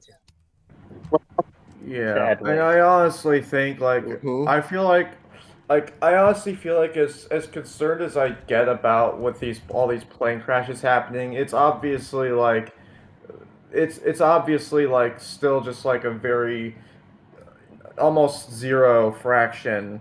Even though you might be starting to see more of these because possibly you got these big ATC and other federal aviation worker layoffs that people might be suspecting might be contributing to it. But on a note of that, I feel like in this case, in today's day and age, I feel like that might have had to happen in a way because think about some of the programs that the Democrats have been forcing onto companies is like just not in the best interest of a particular company in some way. Like they're trying to like race bait or ethnicity bait, which I feel like is very morally wrong. And it's also highly illegal. Yeah, it's Yes. very illegal, and as that's as a former Democrat who is now winning independent right now, yeah, my party has been turning into is now in shambles. You cannot believe what just happened in the Democratic National Convention. I mean, the Democratic National Committee. I saw some They're of the videos, cooked. and What a I word! think I They're lost cooked. 5 IQ points watching the videos. Yeah, they are so cooked. Yeah, and then with the USAID out of the picture, their funding is pretty much how can I say this? Have been yanked. I'm told. Yeah, the RNC had its very low points too, but I mean it's at least showcasing that we have a long way to go, but at least and here's the thing, at least these online spaces, like despite everything that has happened, the good thing that we've found about these online spaces, like look, all of us here, look, there are 10 people speaking over here, and there were, I mean, let's see, 115 views online, 16 concurrent viewers. I mean, yeah, that doesn't seem like much, but these are people, these are all of us that are coming here, 25 people that are coming here every week to discuss this. So, and it starts from that. That's the thing, is that we're starting to make a change here, and it starts small, and we've all come together on these issues. There's a lot that we're doing here. Yeah, and for the most part, if you want to change anything, whether it's the whole world, a nation state, or whatever, the easiest way to start is just start with the person you see in the mirror every single morning. Bingo. It's like it's like just get a personal or a month or a family budget together. Get your own personal and family affairs in order. It's like get a last will and testament. Depending on where you are, you can write on back of the envelope and it would still count. Other places you have to go to a specialized lawyer. Check your local regions. Get a life insurance policy on yourself. If you have one through your company, great, but it's good to get a personal one. Get your retirement taken care of, whether that's a pension or an annuity, doesn't matter. And then all of a sudden it's like, all right, now that's done. Now talk to your family. Now talk to your friends. And then build from there. Because if you don't have a moral authority to speak on the subject, it's not going to go over well. And unfortunately for a lot of politicians, they've had no moral authority to speak on any subject whatsoever for decades. Yeah. And now people are getting fed up. Right. Yeah, I would say apart from the financial points over there, I mean, it's what I do as an occupation. I know, and those are all good points. I mean, I would say, for everybody, the first basics, of course, get yourself right with God, whether you believe or not, but there's a higher power, and it puts your life in perspective for sure. After that, get healthy. I want everybody on this club to be lifting 2 plates at some point. So bench press 225 at some point. But regardless, it's not mattering about the numbers or whatever you bench or squat or anything like that. It just matters. Get active, get yourself healthy, eat right, just take care of yourself. Because again, it starts with you, and then it builds into the wider community around you, whether it's us or your family, your brothers, your sisters, girlfriend, fiance, wife, whichever. We got to start small, and we got to start at the community level, because either way, the federal government is in turmoil, and it's going to get smaller. Or less effective. We have to start thinking at the local and state level, and I've been saying this for years, when it comes to transit and to rail or to infrastructure, anything, we need to focus on the community, that's just your town, your city, your county. Get involved in your commissions, or at least start knowing who the people are. You don't have to get involved right away, but at least start knowing what your local laws are, local codes, what's happening in your community, getting involved some sort of way. Either commission meetings, there's basically nobody there. Speaking of boomers, it's basically, if you've been to any commission meeting anywhere, it's basically who's going to be. I guarantee you 110%, if any of you guys go to a local commission meeting, you're going to be the youngest guy there by a wide margin. Because hardly anyone goes there. Yeah, and you'll bring Local attention. action, You'll bring attention to national yourself. impact. Yeah, get involved, and at state level too, because there's some silly state laws. I mean, there was an article about that had something to do with ease of building transit, and Indiana had like a red because of the state law basically banning streetcars from ever being built in Indianapolis. It's silly, it's ridiculous, and at some point I'm going to get involved and just point it out because it's just so stupid. But there's so many ways that we can get involved, and it has to start at the local and state level. That's going to be the focus. Taylor law in New York is a good I do gotta admit, as a study I after do gotta study. admit, I do gotta admit, as one a at a time. right-leaning, Go ahead. I do gotta admit, as a right-leaning libertarian, we are part of a community, whether you want it or not. So we do have to get involved in Yeah, all 30 of us in the right-leaning libertarian community. Yes. Listen, I'm center Next right, is- so We should eliminate This is how the EIS this policy studies. goes, is if we get involved. Yeah, Renald's also got a point that, yeah, I mean, look, there's state local EIS studies. You can go ahead and say, hey, we got to do something to get rid of these because we can't build in the state. Now, let's see if streamline it. Let's see if Trump can get rid of the EIS study, or at least shrink it down to a look. It doesn't need to take more than 3 months at the maximum. 3 months. It shouldn't take a decade. Yeah. 3 months. It shouldn't take more than 3 hours. Yeah, I mean, I'm being very, very generous with I mean, 3 months. a group of college students could do it in like 2 weeks. Oh yeah, yeah. I mean, Oh, they'll do it for free. absolutely. They'll do it for free. You don't have to spend. It's a passion project. But yeah, that's what it comes down to when it comes to state. Because look, California. Cover their food. That's all. Is hurting. I think you have to do one EIS per. You have to do one EIS per project. That's what I want to see. Yeah. Not multiple EISs. Yeah, it's nuts. You have to do it Yeah, in one phase or exactly. one segment. It's ridiculous, and that's why this will never get built. And it should be built, but it's not going to be built at the rate that we want it, and it's hurting the rest of the country because it hurts the image of transit, it hurts the image of infrastructure, and it's being used basically. I honestly, it's fair to say that this is now construction fraud. That people are making money off of this. Consultants are being put on as ways to pilfer out money, and it's construction fraud. And if the Treasury. Yeah, if we look at the timeline of this, I this it's wrong that a CEO. I wouldn't say let's put it this way. It's not wrong, but it's very suspect. It's very sus, as the Zoomers like to say. It's very sus. Extremely sus. That he leaves basically right after it's going to become apparent that Trump just survived an assassination attempt. There is and Biden is gone, and they put in basically the worst person to run for the Democrat Party. Trump is more or less a shoo-in at this point. He saw the writing on the wall. He's like, I'm not going to be here. Bye-bye. Time for me to get out. Yeah, and I'm pretty sure a whole lot of other people are finding ways out of here. This is not good. It's hurting the rest of our country. No. Listen, can we actually? Can we just, the only thing of California HSR that's actually done so far is the modernization of the Caltrain corridor. Yeah, and that was a separate. If you really think about it, that was really a separate project on its own. But I mean, these benchmarks that they want to put themselves, electrify by 2050. What? They can't even finish the current project. Wait, what? If you want to modernize the electrification process, it's like, all right, you do it when you change out the railroad and ties, which should happen once every few years.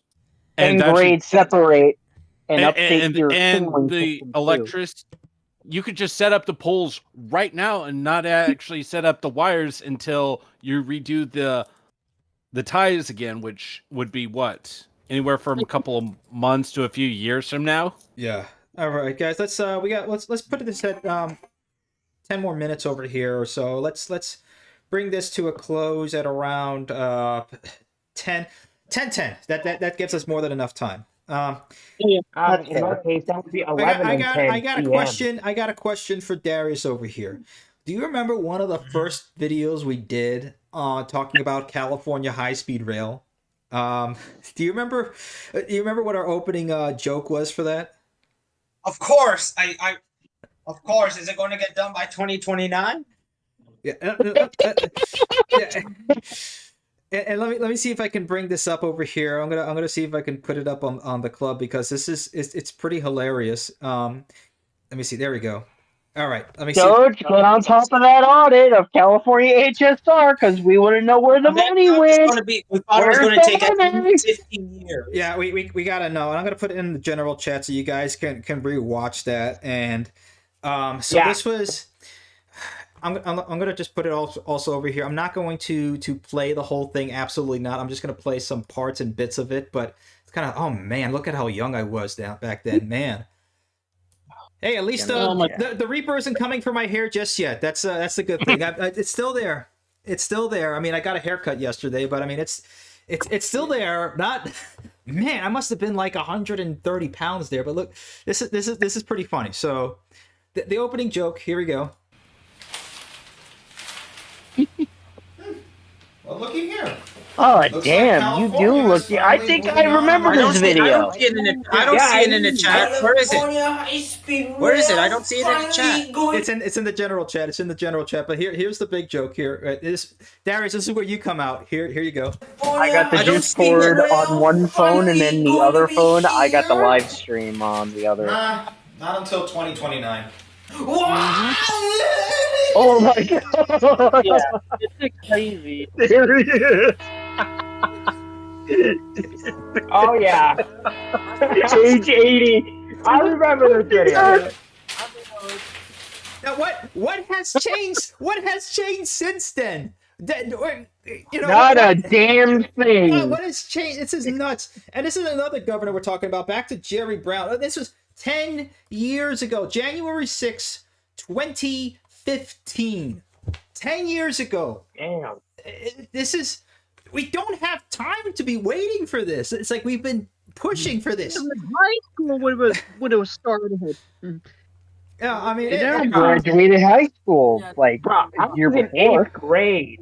Bro, I was in 8th grade. Now I'm at the university right now. Yeah, So technically, like we're all getting older. Time is ticking by, and it's obvious that the people who are in charge, and that's one of the major reasons why I said everybody on the board should not be over the age of 45, because if you put somebody there that's our age, we want to see it done. We're not there to dawdle around and find some ways to add it into our portfolio or to our 401k. We want to get it done. Or to our stock portfolio, or find some ways to get some other friend. Be sitting We'll out let there our work speak for like us. The Sopranos. Playing card games while we're earning a cut out of it. No, we want it done. This needs And to be if there's any done. scroll up on a job site, I want to know what's going on. Who screwed up? Who's getting fired? And who I can replace them with. Yeah, and to answer a question from Georgiy Zerkov from earlier, do we have any lobby groups for train projects? If done right, there would be no need for lobbying ever. Yeah, that is just a that needs to come to an end too. That's just a form of corruption and grift just to get more money. Mm-hmm. That also needs to come to an end. Yeah, it's like, oh, it's not bribery, it's lobbying. It's like legalized bribery. It's like if I took what you did and then put it in the context of another country, you would call it bribery within a half a second. Yeah. But then it's like, but then all of a sudden it's like, but this is you, and they're like, oh no, it's lobbying, but you said it was bribery. What I don't get is why are many of these boomers inside? Why are many of these very same boomers who do not realize that they have not many years left, unlike us, they have much years left on Earth, and yet they still insist on a bureaucratic circus just to get things done, like that train. Because they benefit from it. That's why. They're benefiting from it. It's the status quo. They benefit from the status quo, and they're just used to it. It's there's a lot of adage to the term "you can't teach an old dog new tricks," and a lot of that has to do. It's like they grew up in the system. Like somebody like a Karen Bass. Like we just saw at the. Let me see. God. Do you think this person this person cannot exist outside of her system? Outside of that, she's useless. And that's the thing. They know that's the only way that they can be able to exist and benefit from the system is if it stays alive.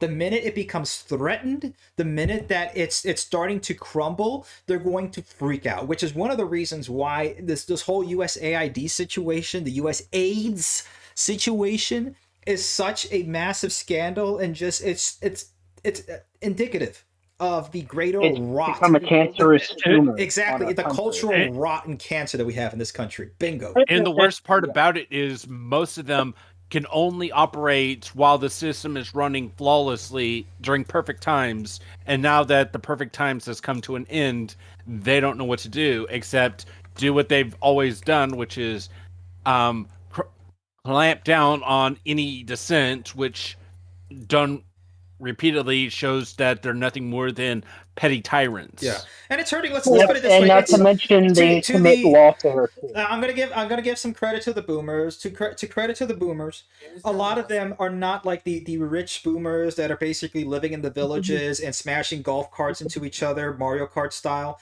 The vast majority of them are not doing too well because of this. Now they're paying, they're retired or they got forced into retirement. And I can speak anecdotally, and I know plenty of people, including my own father, who was pushed into retirement when he didn't need to be. They're surviving off of Social Security. They're getting taxed off of Social Security, and they bought their houses. Even worse, yeah, a lot of them are getting homeless. Yeah, exactly. There's a lot of boomers going homeless, or they're not being able to afford their homes because this whole system, like again, the BlackRock, Vanguard, State Streets, Blackstone, whatever.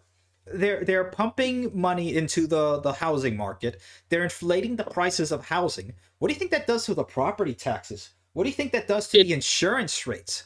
They're on a fixed income, and now they're getting taxed on that income, and now they're getting that. We're trying to. This is for the benefit of everybody. We need to reshore. We need to, tariff the hell of whatever we need to do. Whatever we need to do to bring back manufacturing, fix our infrastructure, fix our supply chain. That's what we need to, and get rid of this disgusting. And fix our damn government too. Exactly. That is the very thing that drove me off the United States in the first place. And Brackwalk. We need to criminally charge them with this stuff, because if we criminally charge them, it can solve a really bad problem. Yeah. And that's the problem, is that there's very few investment firms that are into making infrastructure projects, because the problem with infrastructure projects, there's too much regulation. I mean, even France has called the United States politically dysfunctional. That's compared to Morocco or to North Africa. That's hilarious. And France has to deal with the protest every other month. Yeah, so exactly. That's saying something. They're flinging manure into French Parliament or whatever into the every other day. So I mean. Not policing it, they're pumping it into their parliament buildings, their government buildings. Yeah, so you have that the regulation plus these infrastructure projects. It makes them longer to take in, so that's more risk. Why take 10 years to possibly build an infrastructure project when you, I don't know, can go ahead and flush money through another glorified chatbot project, which will be up in 2 years. You pump its stock, you go ahead and sell it, you buy another one, you keep flushing the money out that way. Or buying a whole bunch of real estate and then having a whole bunch of LLCs that you make and, go ahead and bump up artificially the prices of the comp prices all over the place and make unlimited money. Very difficult depending on them. And that's why they keep that's the game they keep playing, and that's why if you get rid of that game and say, hey, you're building infrastructure, there'll be investment into infrastructure. Trust me, there will be. Here's my ultimatum. You either invest in our infrastructure, or we're going to break your firm up and we're going to put all of your executive officers and CFOs in cuffs. What's it going to be? Yeah. All right, guys, 4 minute warning. I'll give them an ultimatum. Last words. let's keep at the border. Let's not keep Fed posting, no Luigi posting or anything like that. Let's keep it. Look, we're young. Here's the thing. It's like, oh yeah, when you get older, you're gonna get more mellow. No, I've just gotten angrier. I think I have too, to some extent. And I think it's just paramount to the times, and that's just, it's what it is. But look, it's not to, don't burn yourself with anger. Use that energy and put it to something positive, which is what we're doing here. We're getting together. We're talking about good ideas, and we're finding ways to get this done. And we've seen this with Brightline. It's the future. One meme. I just sent one last meme in the Discord chat that is funny. I've seen it. Yeah. Oh my god. And if we do this right, it's like, it's not that you need to ban certain forms of transportation. It's like, oh, France are going to ban all forms of major commercial flights in between cities within 2.5 hours by rail or less. It's like, that doesn't need to happen. If you do it right, the demand for those flights will go down so much that they'll naturally go down to maybe a few flights per day. Oh yeah. But if you're like, oh, let's ban it, it's like, your battery electric planes have short range, so they can't go on those flights because you banned them. And those are not getting anywhere soon. Well, until the battery question is solved, battery electric planes are not going to be an issue. And even if the batteries were announced tomorrow, it's going to be a minimum of a decade. Yeah, no, and forget battery electric cars. Even Ford is saying large electric trucks and SUVs have unresolvable problems. It's mainly due, look, it's a big giant battery. The thing is already big. It's too much weight. And by the time you put it to go, it instead of having 300 miles of range, it's only going to have 150 on a good day. When it gets cold, forget it. You're having 50 miles. They suck. It doesn't work. Yeah. For the smaller cars and like the Japanese K cars, those as battery electrics, those would actually be kind of good. Oh yeah, imagine something like a Honda Beat or Suzuki Cappuccino or something like that. Yeah. Yeah, the only problem is A, they either don't exist in our markets, or B, they exist, but due to import restrictions, they can't come in for at least a few decades. Yeah. They're looking to review the 25-year import rule, Sean Duffy. They're looking into that. Good. Yeah, but don't hold your breath. It's probably going to take a few months before that even gets to the House floor. Yeah, because imagine now people better than waiting a few years. Imagine now a whole bunch of millennials and Zoomers getting like Land Cruiser Prados and Toyota Hiluxes. That will destroy the American automobile, and they'll be forced to adapt. Now they're gonna have to bring we have to now bring in a Dodge Ram that costs starting price $23,000 in order to compete with a 15-year-old Japanese truck. So what you mean? I don't. You mean that $35,000 engine? You mean that $35,000 Silverado is not going to be able to compete against that $15,000 Toyota truck that is illegal even the Colorado with that turbo inline 4? Also, too, the engine management systems, the fuel management systems, those are about to go by the wayside. And it will actually make the cars function more properly because you don't have the cylinders being shut off, which does more harm to the engine than good. ACV, you still there? Because I get your point, but I think it's cutting you out.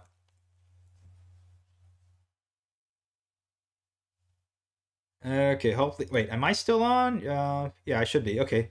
Can you guys hear me? Uh-oh. I think it's on my end. Okay. Oh, there you are. Quite the cars that balance trim and live.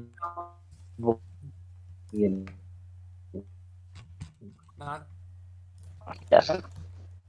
For engineering to, but we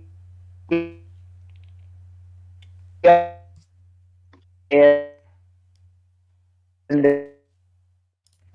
there. Ugh. Okay, guys, I think I'm lagging over here. I don't know if you guys can hear me, but And yeah, we don't want a baser. All right. But yeah, it really depends. It really does. But it now 10:11. I think it's time for us to end the live stream now. Yeah. Am I right? Yeah. Okay. Yeah. It lagged out. I think it was on my side. It lagged out or I guess everybody lagged. Oh, wait. Did everybody? Okay. Yeah. Okay. So it's Discord. Discord It is is at lagging. it again. I wonder how much money Discord got from USAID to not make a working product, but. Yeah. Discord is a-ho. We can look it up. We can look it up later. Okay, guys.